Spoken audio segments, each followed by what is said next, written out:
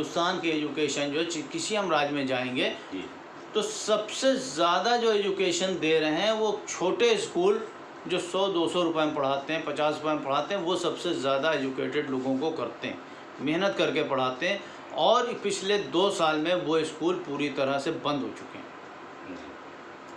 यानी जो निचले स्तर का था, जो गरीब परिवार थे, वो जो पढ़ रहे थे, उनकी पढ़ाई एक तरह से बंद हो चुकी है। और भारत में एक्ट है 2009 में शायद ये एक्ट बन गया था, शिक्षा का अधिकार के पहले से 8वें तक के शिक्षा मुफ्त होगी और कंपलसरी होगी। लेकिन ये गुज़रे 2 साल में जो शिक्षा की हालत हुई है, तो आखिर इस 2 साल के बीच का जो है गैप हुआ है, इसमें देश के नागरिक जो गरीब तबका है उसकी स्थिति क्या हो गई, वो कितना बैक हो गया। कि असलम साहब, शिक्षा जो होती है वो किसी भी देश की जड़ होती है, रूट कॉज होता है। अगर हम बच्चों को अपने शिक्षित नहीं करेंगे तो हमारा देश बर्बादी की तरफ जा रहा है। और ऐसा माना जाता है कि किसी कौम को बर्बाद करना हो तो उसकी शिक्षा छीन लो, अपने आप ख़त्म हो जाएगी वो। क्योंकि शिक्षा ही एक ऐसी चीज़ होती है जिससे इंसान इंसान बनता है। तो पिछले दिनों से आप राइट टू एजुकेशन एक्ट की बात कर रहे हैं, 8वें तक फ्री शिक्षा दी जाएगी प्रत्येक बच्चे को। किसी को बहुत से नागरिकों को पता ही नहीं है कि इस तरह का कोई एक्ट है भी। अब आप देखिए कि हमारे जो राजनेता होते हैं उनमें उनकी पोजीशन क्या होती है कि वो खुद ही शिक्षित नहीं होते और वो शिक्षा के बारे में जानते ही नहीं कि शिक्षा भी कोई चीज़ है। शिक्षा तो समझ लीजिए कि जो है अनाज से भी ज़्यादा ज़रूरी है। शिक्षा अगर आप किसी की छीन लेंगे, ख़त्म कर देंगे, तो वो देश गया गर्त में। और पिछले 2 साल से शिक्षा देख लीजिए, 2 साल आगे आने वाले कितने साल पे इफेक्ट कर असर डालेंगे ये आप समझ सकते हैं। शिक्षा का छीन लेना देश को बर्बाद करने के बराबर होता है। हमारा हमेशा ये कहना है कि शिक्षा पर ज़्यादा से ज़्यादा जोर देना चाहिए और ये बनाना चाहिए कि हर प्रत्येक जो है माँ बाप अपने बच्चे को भेजें स्कूल। अगर नहीं भेजते हैं तो उन लोगों के खिलाफ कड़ी से कड़ी कार्रवाई करना चाहिए। जैसे चाइल्ड लेबर एक्ट होता है, बाल श्रम अधिनियम बनाया गया कि जहां बच्चा कार्य करता पकड़ा जाएगा तो उसके वहां से उससे पैसा लेके एक फंड बनाया जाता है। इस तरह से बच्चों को पढ़ाना बहुत ही ज़रूरी है। लेकिन हमारी जो सरकारें हैं वो पढ़ाई को बढ़ावा देने के बजाय पिछाड़ा दे रही हैं, पीछे कर रही हैं, बैक कर रही हैं, और जो हमारे देश को बिल्कुल अंधकार की तरफ ले जा रहा है। बनवारी लाल जी, शिक्षा के बारे में आपने सुना कि शिक्षा कंपलसरी। आपको बता दें, ब्रिटेन की शिक्षा के बारे में आपको जानकारी एक चीज़ शायद होगी या ना होगी कि ब्रिटेन में जो बच्चे स्कूल जाते हैं पढ़ने, अगर किसी दिन वो बाई चांस एब्सेंट हो जाते हैं, किसी दिन बच्चा कोई एब्सेंट हो गया स्कूल से, तो उसका एक एप्लीकेशन आती है और उस एप्लीकेशन की स्कूल जो प्रशासन होता है वो जांच करता है। अगर उसमें वो कोई प्ली ली गई कि बीमार थे या वो थे तो गलत पाई गई, तो उस पर बच्चे को तो नहीं, माँ बाप को 2 साल की सज़ा का प्राविधान है और $2000 का जुर्माना भी। पढ़ाई के लिए उन्होंने ये कानून बनाया है कि पढ़ेंगे तब 100% एजुकेशन होती है। भारत में ऐसा कानून क्यों नहीं बनाया जा रहा, जबकि राइट टू एजुकेशन बन गया कि पढ़ना ज़रूरी है, लेकिन 8वें तक के बच्चे नहीं पढ़ रहे हैं। आखिर क्यों नहीं पढ़ रहे हैं, क्यों दिक्कत हो रही है, काहे की परेशानी हो रही है, सरकार इस पर क्यों नहीं तवज्जो दे रही? देखिए, देश में शिक्षा तो अनिवार्य कर दी गई कि लोग पढ़ें, लेकिन वहीं शिक्षा के साथ सरकारें बहुत बड़ा भेदभाव भी कर रही हैं। जैसा कि आप जानते हैं कि बहुत लंबे समय से देश में समान शिक्षा की बात की जा रही है, लेकिन देश में समान शिक्षा प्रणाली नहीं लागू हो रही। इसका मतलब कि जो भी सरकारें नहीं, उनकी मंशा खोट थी। जब उत्तर प्रदेश में 4-4, 5-5 बोर्ड चल रहे हैं हर बोर्ड की अपनी पॉलिसी है, सरकारें ये डिसाइड करती हैं कि यूपी बोर्ड का बच्चा है, अच्छा ये तो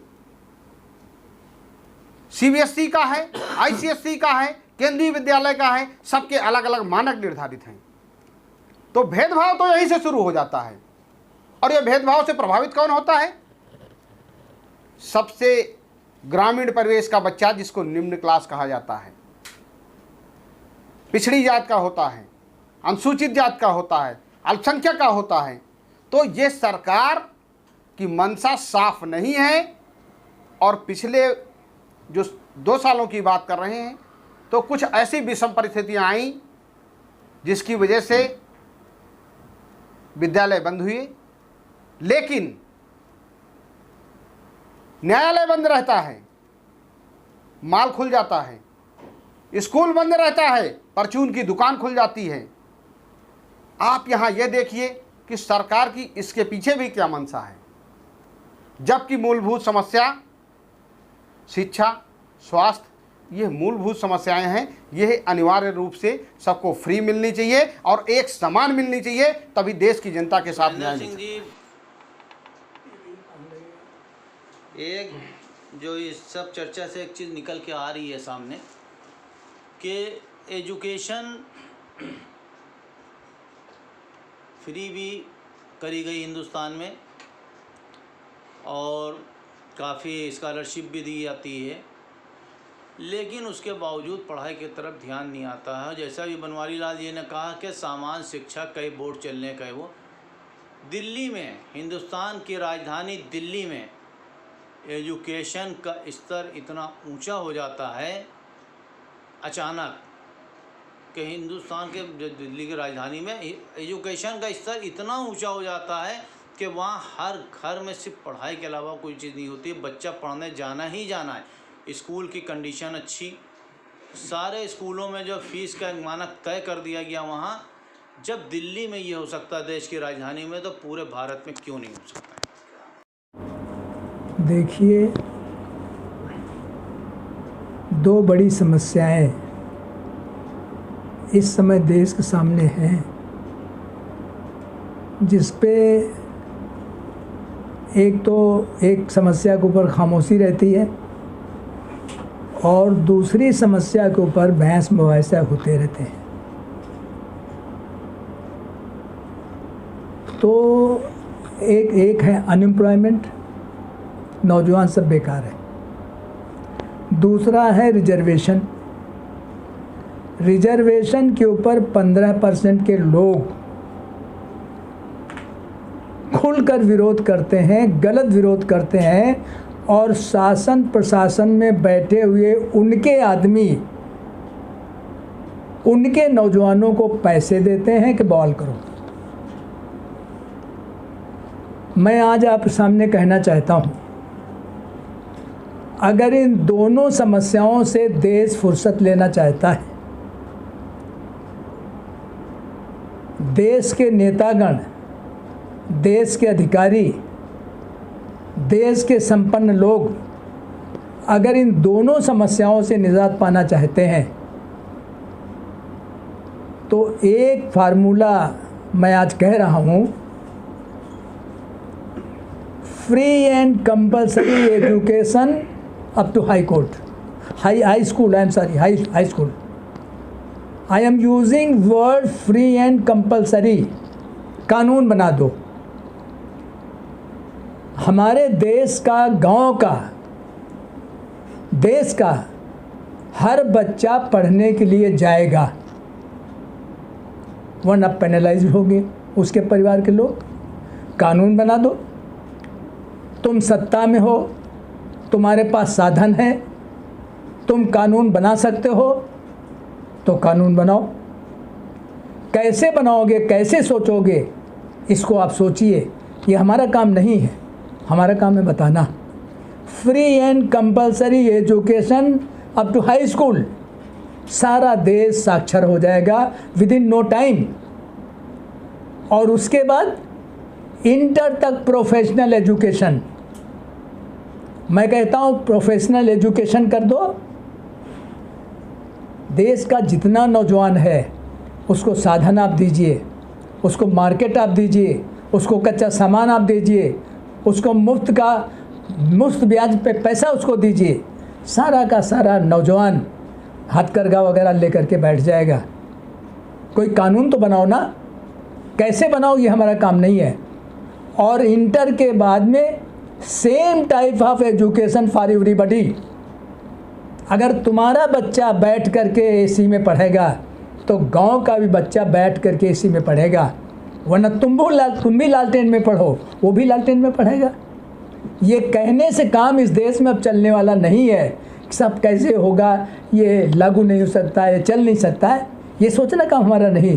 देश की जनता काम सोचना नहीं है, सोचना आपका काम है, क्योंकि आप साधन संपन्न होकर के शासन में बैठे हुए हो। और उसके बाद आप क्या करो, उसके बाद में फ्री कंपटीशन कर दीजिए, हर चीज़ के लिए फ्री कंपटीशन कर दीजिए, सब निपट लेंगे। गांव देहात, गरीब, अक़लियत के लोग, बैकवर्ड क्लासेस के लोग, शेड्यूल्ड क्लास लोग, ट्राइब्स के लोग, दिमाग में कमी नहीं है, सब जाकर के अच्छी अच्छी पोस्ट पर बैठेंगे। और एक काम और को करना पड़ेगा, आप बैठे हैं, जो लोग बैठे हैं उनको अपनी जहनियत ठीक करनी पड़ेगी। ये नहीं कि वहाँ पर कोई हमारा बेटा, हम अगर बैठे हैं पावर में, मेरा बेटा अगर सामने आ जाता है तो भले वो नाकाबिल हो लेकिन हम उसको जगह दे देंगे, ऐसा नहीं होना चाहिए।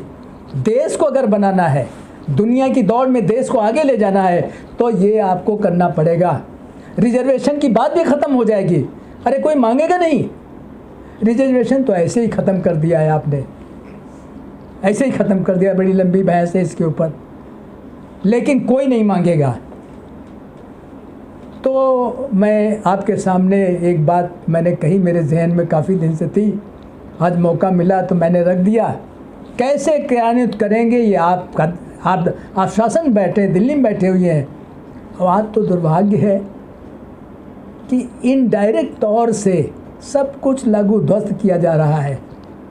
अंदर बैठ इन लोगों के कुछ लोग अंदर बैठते हैं, बैठ करके उनका काम सिर्फ सोचना है। बड़ी बड़ी बिल्डिंगें खड़ी हुई हैं, उसके अंदर सब रहने और निकला सारी व्यवस्थाएं हैं, और सिर्फ उनका काम सोच करके भेज दो, लागू करेंगे। तो इस तरह चल रहा है, इसको ख़त्म करना पड़ेगा। और ख़त्म तो हो जाएगा कुछ दिनों के बाद। आज आप देहात को देख लें, सारे स्कूल बंद हैं, बच्चा कहाँ पढ़ रहा है, सब परेशान हैं पूरे तौर से। यानी आप कहना चाहिए कि सारा का सारा अनपढ़ लोग पैदा हो जाएंगे 10 साल के बाद ही स्थिति आने वाली है। बड़ी सोचनीय स्थिति है इन्हीं शब्दों के साथ। जो हालात इस टाइम हुए एजुकेशन से, उससे जो है ये सीधी समझ लिया जाए कि एजुकेशन पैरालाइज हो चुकी है पूरी तरह से। और निचले स्तर का जो पढ़ाई थी, एजुकेशन थी, छोटे स्कूल जो दे रहे थे, 8वीं तक की पढ़ाई जो दे रहे थे, उसके न खुलने से एक तो स्कूल सैकड़ों की तादाद नहीं, हज़ारों स्कूल तो बंद हो गए हैं जो चल ही नहीं रहे। गली मोहल्ले के जो स्कूल थे, जो पास पड़ोस के जो है गरीबों को पढ़ा रहे थे, रिक्शे वालों को, ठेले वालों को, वो स्कूल बंद हो चुके हैं क्योंकि ठेले वाले वगैरह पैसा नहीं दे रहे, वो स्कूल चल नहीं रहा, स्कूल खोलने की परमिशन नहीं है। तो इन स्कूलों के बंद होने जाने के बाद क्या बहुत बड़ी एक साजिश नहीं है कि पूंजीपतियों के स्कूल ही खाली रह जाएं, छोटे स्कूल बंद हो जाएं? ये तो कहीं नहीं हो रहा है कि पूंजीपतियों के स्कूल चलाने के लिए ये सब करा जा रहा है, स्कूल नहीं खोले जा रहे हैं। ये स्कूल नहीं चल रहे हैं, इससे उचित प्रश्न यह है कि स्कूल जानबूझ के बंद किए गए। महामारी का भय है, ठीक है, अच्छी बात है। तो चुनाव में महामारी नहीं जाएगी, शादी ब्याह में महामारी नहीं जाएगी, कुंभ मेला तमाशा में महामारी नहीं जाएगी, स्कूल में ही महामारी जाएगी। ये तो जो कुछ लोग तो खुलेआम मंच से कह रहे हैं कि आपदा को हम अवसर, तो वो जो आपदा को अवसर में बदल रहे हैं वो लोग हैं जो नहीं चाहते कि सब लोग पढ़ लिख करके हमारे बराबर आ जाएं। ये चूंकि ये ऊंच नीच मानसिकता पर आधारित समाज है, वर्ण व्यवस्था जाति व्यवस्था पर आधारित है और उसकी सीमाएं इतनी टाइट हैं। अब जाति व्यवस्था का तो प्रश्न नहीं, लेकिन बात आ गई कि आपकी जाति व्यवस्था इतनी टाइट है कि उसमें स्टेटस मोबिलिटी है ही नहीं है। आप कितने योग्य हो जाएं, कितने धनवान हो जाएं, लेकिन तेली तमोली चमार धोबी ही रह जाते हैं। आप सेठ जी नहीं कहलाते हैं, आपको सम्मान नहीं मिलता है वह स्तर प्राप्त करने के बाद। तो ये जो एजुकेशन है वो जानबूझ करके ठप किया गया है, और आज नहीं ठप किया गया, ये बहुत पहले से षड्यंत्र चल रहा। आप ये बता दिए बच्चे स्कूल में पढ़ने जाते हैं तो आपने उस विद्यालय को भोजनालय बना रखा है, वही खाना बनता है, वो उसके गंध निकलता, धुआं निकलता, बर्तन की खटपट होती है, और वहाँ पढ़ाई का बच्चे तो ध्यान उधर रहता है, वो भ्रमित। तो ये एक पॉलिसी के तहत लोगों को विफूल करने के लिए जो है ये सब सारी व्यवस्थाएं बनाई गई हैं। और ये जो सारी चीज़ें जो हम पर राज कर रहे हैं, अंग्रेजों के टाइम में तो वो भी नालायक थे, अब जब देश तथाकथित आज़ादी आ गई तो वो लायक हो गए, उसमें अब हम लोग खाली नालायक बचे हैं, जबकि उनके सामने ये भी नालायक थे। वो एक्चुअली नालायक हैं इसलिए कि ये शिक्षा का एक्चुअली क्या स्तर होना चाहिए इनको खुद नहीं पता है। जिसको हम लोग कहते हैं ना कि टॉप क्लास एजुकेशन, जो सबसे अच्छी व्यवस्था है, वहाँ क्या है?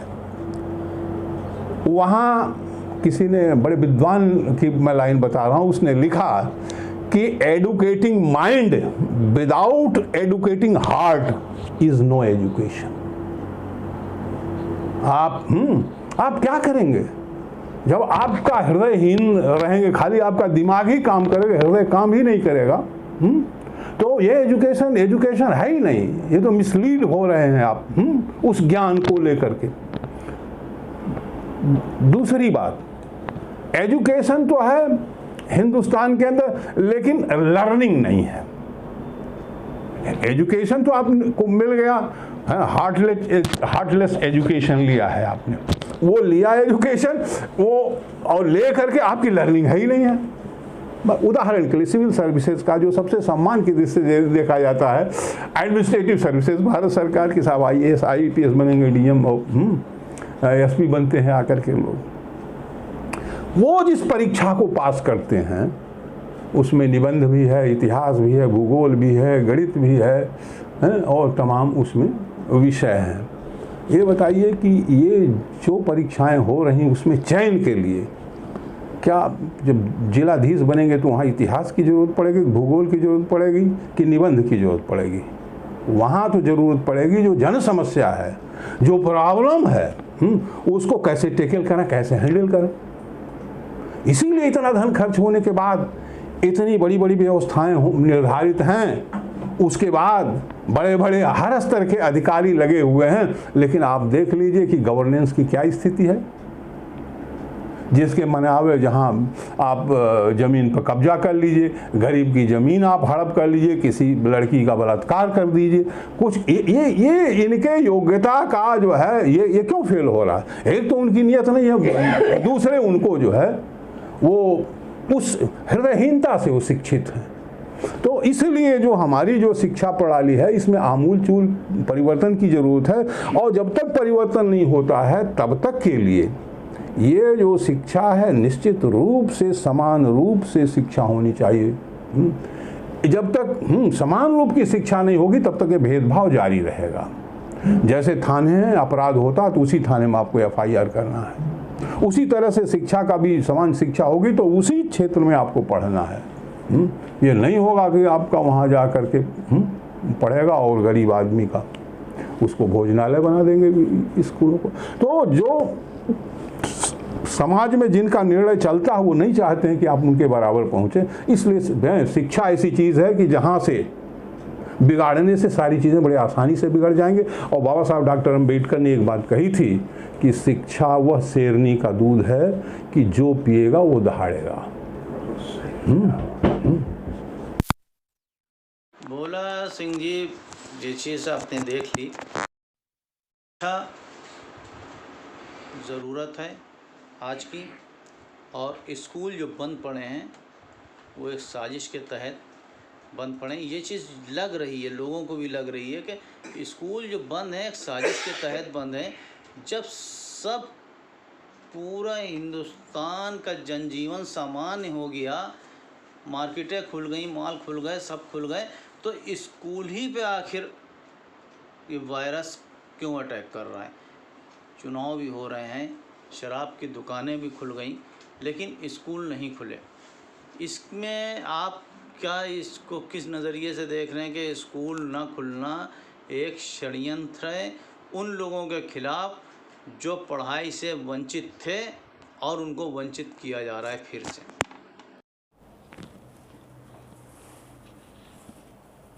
देखिए, शिक्षा अगर किसी देश में हो, किसी समाज में हो,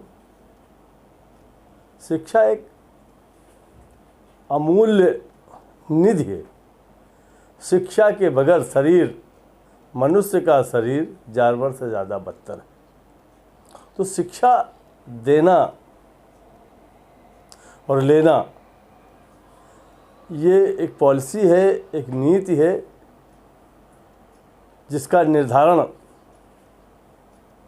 आने वाली सरकारें, वर्तमान सरकारें जो चली गई हैं सरकारें, वो सब करती रहती हैं, लेकिन उन्होंने कभी भी शिक्षा के बारे में गहनता से नहीं सोचा। इस सरकारें आती हैं, जाती हैं, आती रहेंगी, जाती रहेंगी, लेकिन देश का जो व्यक्तित्व है वो शिक्षा से ही निर्धारित होता है।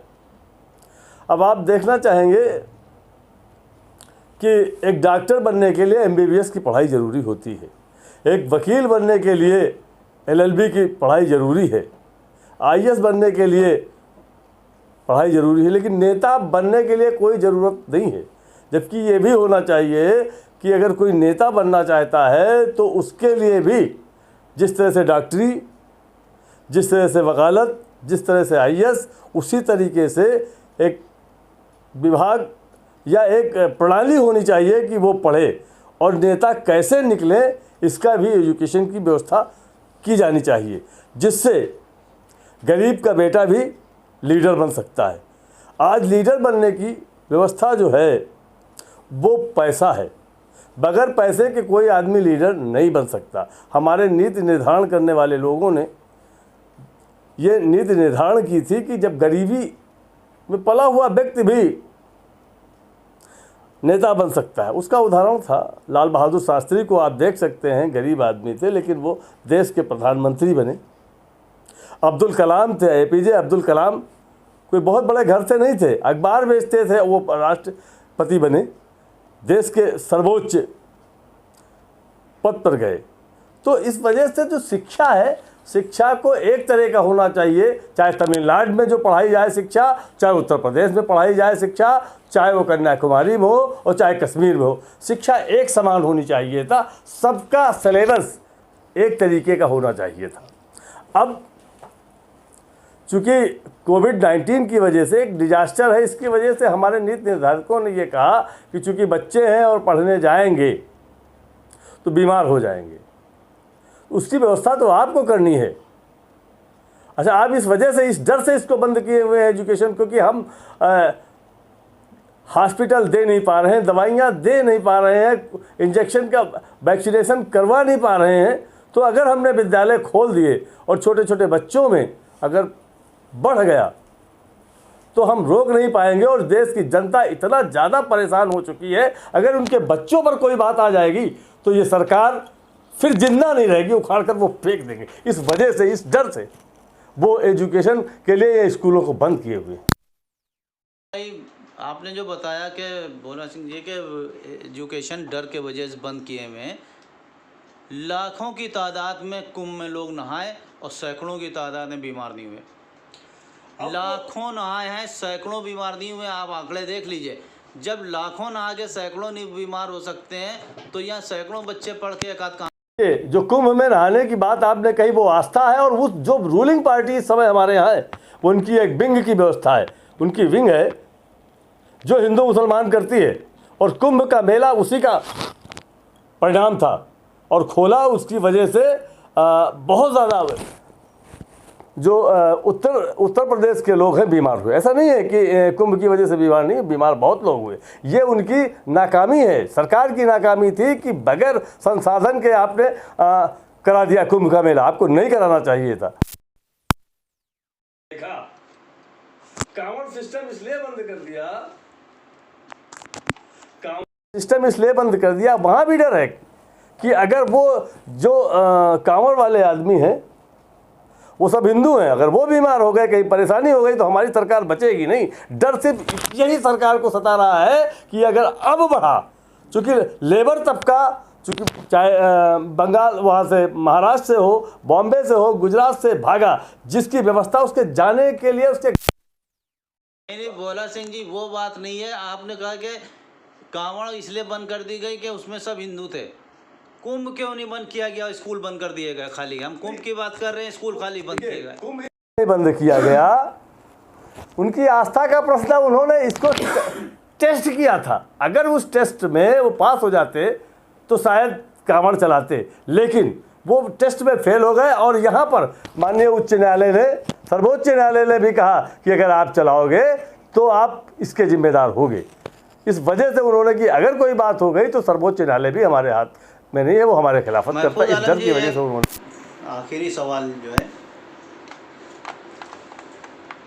पूरी दुनिया में किसी देश में हम चले जाएं, पूरी दुनिया में छोटे छोटे देश हैं भूटान जैसे, जिनके वहाँ अपनी सेना नहीं, अपनी पुलिस नहीं, अपनी फौज नहीं, कुछ नहीं, लेकिन एजुकेशन और मेडिकल फ्री।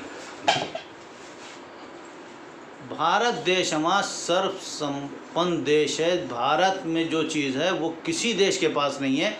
3 मौसम मिलते हैं, 3 फसलें मिलती हैं, और शायद कोई ऐसी चीज़ होगी दुनिया में जो भारत में पैदा ना होती हो, और निर्यात होता है यहाँ से। यानी साधन संपन्न होने के बावजूद न तो एजुकेशन फ्री दे पा रहे हैं और ना मेडिकल फ्री दे पा रहे हैं, और छोटे छोटे देश एजुकेशन और मेडिकल फ्री दे रहे हैं।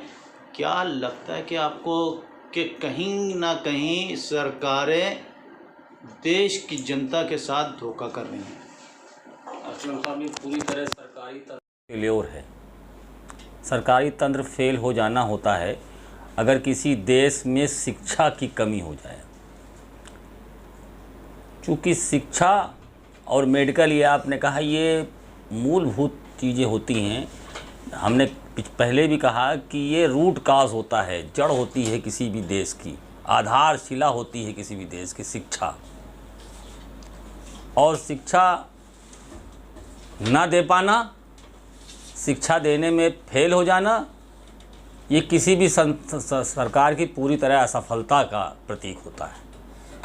भारत देश में कानून तो बनते हैं, कानून बने कि समान शिक्षा का अधिकार भी है, हर बच्चे को 8वीं तक फ्री शिक्षा का अधिकार भी है, लेकिन ये सारे कानून सिर्फ कागज़ों पर रहते हैं और असलियत में इसका कोई मतलब नहीं है। और असलियत में आप देख रहे हैं कि उत्तर प्रदेश में क्या लिटरेसी रेट है, भारत देश में क्या लिटरेसी रेट है, ये आप देख रहे हैं कि क्या पोजीशन है। तो किसी भी देश के सरकार चलाने वालों का सबसे पहला कर्तव्य ये होता है कि अपनी देश की शिक्षा को आगे बढ़ाएं। हमारे देश में एक ऐसे राष्ट्रपति भी हो चुके हैं जिनको हम सब जानते हैं, अब्दुल कलाम साहब। वो कहीं भी जाते थे तो वो किसी बच्चों से बात करते थे। तो कुछ प्रेस वालों ने उनसे पूछा कि साहब आप कहीं जाते हैं सीधे तो बच्चों से क्यों बात करते हैं? तो उन्हीं ने कहा कि साहब हम बच्चों में कलाम ढूंढते हैं, अगला कि अगला कलाम इन बच्चों में मिल जाए। तो वो बच्चों में कलाम ढूंढते हैं। और उनके टाइम में राष्ट्रपति भवन में भी पढ़ाई होती थी। तो शिक्षा एक ऐसी चीज़ है, एक ऐसी वस्तु है कि शिक्षा के बिना तो इंसान होता ही नहीं है। इसलिए शिक्षा के ऊपर जितनी सरकार जितना ज़्यादा से ज़्यादा जोर देगी, देश उतना ही तरक्की करेगा, देश उतना ही आगे बढ़ेगा। और शिक्षा को नज़रअंदाज करना, शिक्षा के बारे में कोई लापरवाही करना, देश को पीछे भगाने के अलावा, पीछे करने के अलावा और कोई रास्ता नहीं होता है। इसलिए शिक्षा हमारे मुताबिक शिक्षा एक देश का रूट काज होती है। शिक्षा फ्री होना चाहिए और समान होना चाहिए, सबको एक बराबर सिलेबस होना चाहिए। ये नहीं कि अंग्रेज़ी मीडियम का सिलेबस अलग होगा, हिंदी मीडियम का अलग होगा। एक समान शिक्षा हो देश में और अनिवार्य शिक्षा हो सबको। और जो माँ बाप वो शिक्षा अपने बच्चों को न भेजें, उनके खिलाफ